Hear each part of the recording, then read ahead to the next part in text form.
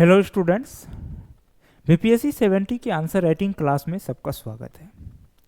इससे पहले भी हम लोग कई क्लास कर चुके हैं जिसमें हम लोग कॉपी जो स्टूडेंट जो बीपीएससी 70 के जो कॉपी लिखे जा रहे हैं स्टूडेंट द्वारा उनका हम लोग एवेल्युएट कर रहे हैं।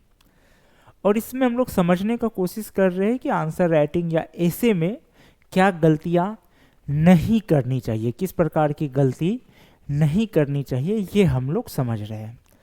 इससे पहले हम लोग जीएस का भी कर चुके हैं, एसे का भी कर चुके हैं। अभी जो हम लोगों का कॉपी है ये एसे से रिलेटेड है। ये किससे रिलेटेड है? ये एसे से है। तो हम लोग देखते हैं आज का क्वेश्चन क्या है। आज का क्वेश्चन है तकनीकी क्षेत्र का विकास किस प्रकार भारत में ग्रामीण क्षेत्रों को शहरीकरण के करीब आता जा रहा है। ठीक है, तकनीकी क्षेत्र का विकास किस प्रकार भारत में ग्रामीण क्षेत्र को शहरीकरण के करीब आता जा रहा है। ठीक है, तो ये सवाल है। ग्रामीण भारत सदियों से पारंपरिक जीवन शैली और रोजगार पर निर्भर रहा है। ग्रामीण भारत जो है ये क्या है? सदियों से पारंपरिक जीवन शैली और रोजगार पर निर्भर रहा है। रोजगार पर तो सारे जीवन रहा है, ग्रामीण हो या शहरी हो। हालांकि हाल के वर्षों में तकनीकी विकास ने गांवों को भी आधुनिक सुविधाओं से जोड़ दिया है। इंटरनेट कनेक्टिविटी, स्मार्टफोन, डिजिटल लेन देन, ऑनलाइन शिक्षा और स्वास्थ्य सेवाओं की पहुंच बढ़ने से गांव में अब शहरों के करीब आ रहा है। देखिए यहाँ पे शहरों के करीब आ रहा है, ये वाला लाइन जो है ना ये थोड़ा सा सूट नहीं कर रहा। तो सबसे पहले हम लोग समझते हैं शहरीकरण, इस जो ऐसे जिस पर लिखना उसका आशय क्या है। देखिए शहरीकरण का मीनिंग समझे। साधारण तौर पे स्टूडेंट शहरीकरण का मतलब कुछ और समझ लेते हैं। शहरीकरण का उसको मतलब लगता है कि मतलब कि रहन सहन से, जैसे शहरों में जैसे रहन सहन हो वैसा। शहरीकरण का मतलब लोग क्या समझने लगते हैं कि जहाँ मतलब कुछ लोग नेगेटिविटी में भी ले लेते हैं, जहाँ क्या हो कि सब लोग सेल्फिश हो। एक मतलब मेंटलिटी होती है कि शहर के लोग सेल्फिश होते हैं। ऐसा होता नहीं है। होता यह है कि हर समाज का आदमी अपने समाज से जुड़ा रहता है। अब शहर में क्या होता है कि भिन्न भिन्न जगहों के लोग आते हैं, तो अब वो पर डे अगर वो सोशल होने का कोशिश करे तो बेचारा परेशान हो जाएगा। लेकिन वो अपने सोशल में नहीं है, वो अपने सोशल से कनेक्ट है। अब शहर में तो हर जगह से लोग आते रहते हैं, अनेक अनेक कामों से नए नए लोग, तो वो किससे किससे सोशल हो। तो शहरों का शहरीकरण का मतलब क्या होता है कि आमतौर पे बहुत स्टूडेंट सोच लेते हैं जहाँ पर इसका मतलब शहरीकरण का मतलब कि जहाँ लोग सेल्फिश हो, जहाँ जो होता है लोग एक दूसरे से मतलब नहीं रखते हैं, वो कई तरह की चीज़ों को समझने लगते हैं। लेकिन शहरीकरण का अर्थ क्या होता है? शहरीकरण का अर्थ होता है कि जो जीवन का मूलभूत सुविधा है, जैसे स्वास्थ्य हुआ, शिक्षा हुआ, ठीक है, ये सब जो मूलभूत जो सुविधा है, जो आवश्यक है, इस पर लोगों का पहुंच होना या लोगों को इनका सुविधा मिलना, यही शहरीकरण का अर्थ है।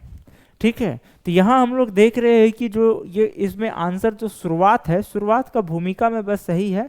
यहाँ शहर के जगह यहाँ ये देना था कि शहरीकरण के करीब आ रहा है।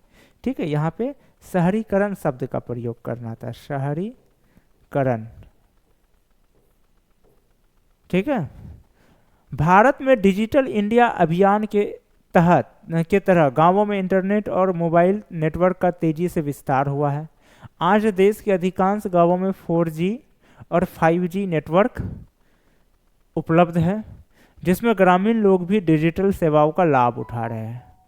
सोशल मीडिया और ऑनलाइन प्लेटफॉर्म जैसे फेसबुक, ट्विटर, एक्स के जरिए ग्रामीण लोग दुनिया से जुड़ रहे हैं।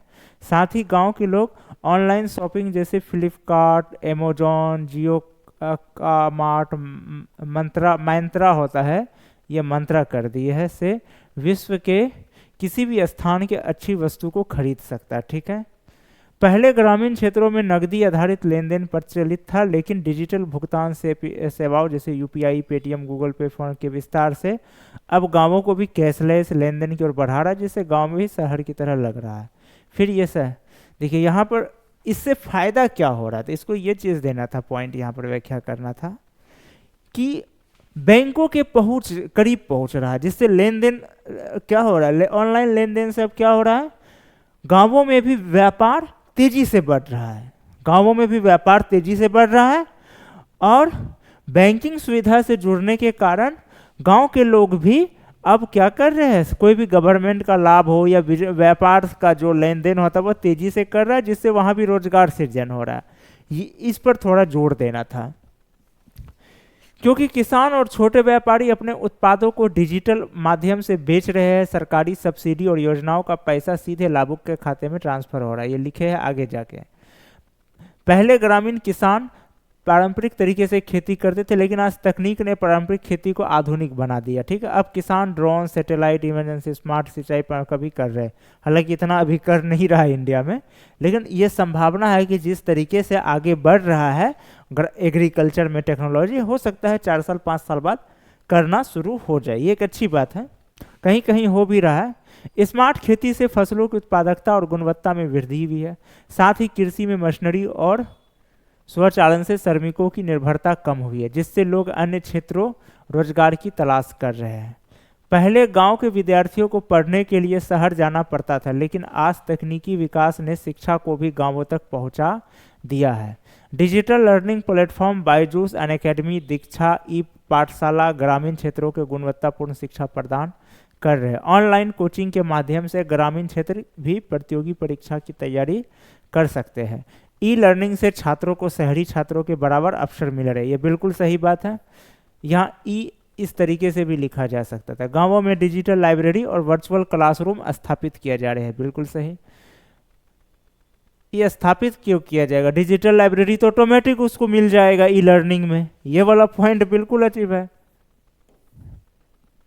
ये कह सकते हैं कि ऑनलाइन के माध्यम से अब गांव के भी छात्र क्या कर सकते हो, किताब वगैरह वो मंगवा सकते हैं ऑनलाइन माध्यम से, ठीक है, उसको तुरंत जानकारी मिल जाती है। स्वास्थ्य सेवाओं की कमी भारत के ग्रामीण इलाकों में एक बड़ी समस्या रही है, लेकिन तकनीकी विकास ने इसमें भी सुधार किया है। टेली मेडिसिन और ई हेल्थ सेवाओं के जरिए ग्रामीण लोग शहरों के विशेषज्ञ डॉक्टरों से परामर्श ले सकते हैं। एआई आधारित निदान प्रणाली, ठीक है, यहाँ भी हिंदी में लिखा जा सकता था, और या कृत्रिम बुद्धिमत्ता लिखे, सबसे अच्छा प्रणाली और मोबाइल हेल्थ क्लिनिक गांवों में बेहतर स्वास्थ्य सेवाएं प्रदान कर रहे हैं। डिजिटल हेल्थ रिकॉर्ड और दवा डिलीवरी सेवाएं भी गांवों में पहुंच रही है, ये भी सही बात है। तकनीकी प्रगति के कारण ग्रामीण युवाओं के लिए स्टार्टअप और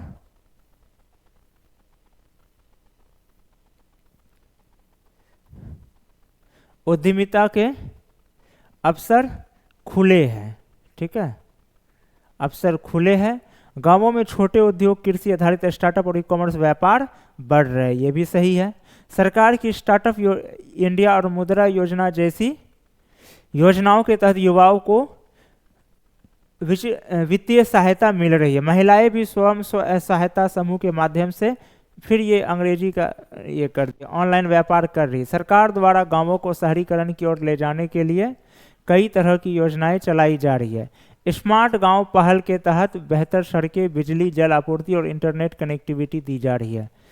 स्मार्ट गांव पहल के तहत बेहतर सड़कें, बिजली, जल आपूर्ति और सौर ऊर्जा और हरित ऊर्जा परियोजना से भी आत्मनिर्भर हो रहे। इस तरह हम कह सकते हैं कि तकनीकी विकास ने भारत के ग्रामीण क्षेत्र को शहरीकरण के करीब ला दिया है। डिजिटल सेवाओं, स्मार्ट खेती, ऑनलाइन जैसी सुविधाओं से गांवों में एक नई क्रांति आई है। आने वाले समय में भारत का हर गांव भी शहरी सुविधाओं से लैस होगा और आत्मनिर्भर भारत के निर्माण में योगदान देगा, ठीक है।